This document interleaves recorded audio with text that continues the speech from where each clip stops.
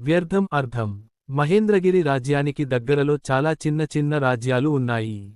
తలచుకుంటే మహేంద్రపాలుడు అవన్నీ తన రాజ్యంలో కలుపుకోగలడు. అనంతరాముడిని సలహా అడిగేడు. అనంతరాముడు వాటిని స్వతంత్ర ప్రతిపత్తి కల రాజ్యాలుగా తాము గుర్తించినట్టు, వారికి మిత్రరాజ్యంగా తమ సహాయ సహకారాలు ఉంటాయని ప్రకటించమని చెప్పేడు. మహేంద్రపాలుడు అలాగే చేసేడు. అలా దగ్గరలో ఉన్న సుందరగిరి రాజు కేశవవర్మ, మహేంద్రపాలుడినే అనుసరించేవాడు. అతను మరణించిన తరవాత అతని కొడుకు సుశర్మ రాజ్యానికి వచ్చేడు. అతను చాలా ఉదారంగా కొన్ని మార్పులు చేసేడు. దాంతో సుందరగిరిలో ఎన్నో సమస్యలు వచ్చేయి. అతను ఇహ మహేంద్రపాలుడి సహాయం అడిగేడు. మహేంద్రపాలుడు అనంతరాముడిని అక్కడికి పంపేడు.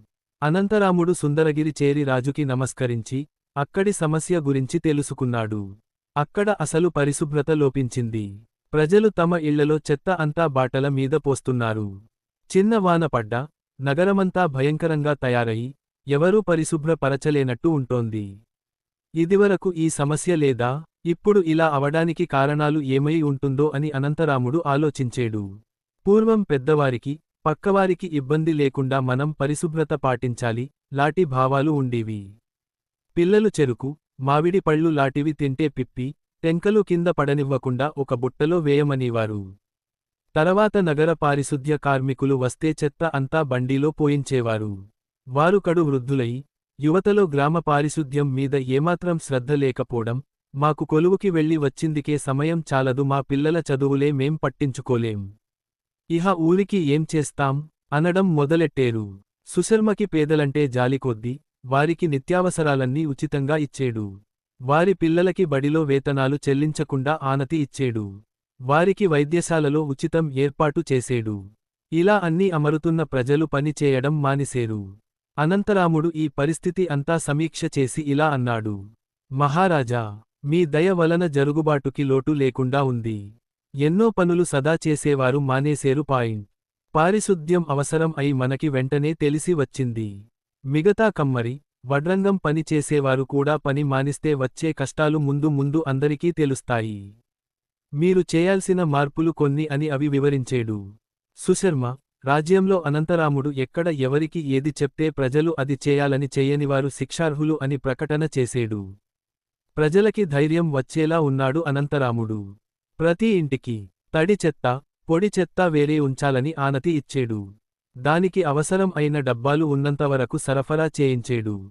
తమ రాజ్యం నుంచి కొందరిని పిలిపించి, చెత్తనించి ఎరువులు తయారు చేసే పరిశ్రమలు పెట్టించేడు.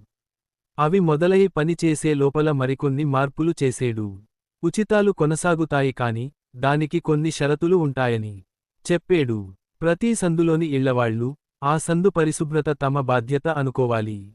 రోజుకి ఒక ఇంటివారు మొత్తం అంతా శుభ్రంగా ఉంచే బాధ్యత తీసుకోవాలి. రాజభటులు గమనిస్తూనే ఉంటారు. ప్రతి ఒక్కరూ తమ వృత్తి వ్యాపారాలు చేసి తీరాలి.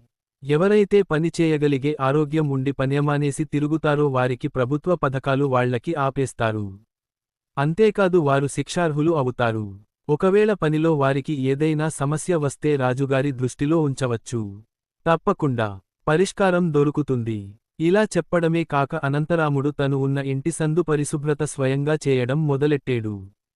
ప్రతిరోజూ కొన్ని గంటలు చీపురుతో తుడిచి, దోమలు రాకుండా మందు జల్లడంతో అతను ఉన్న సందు బాగా శుభ్రపడింది.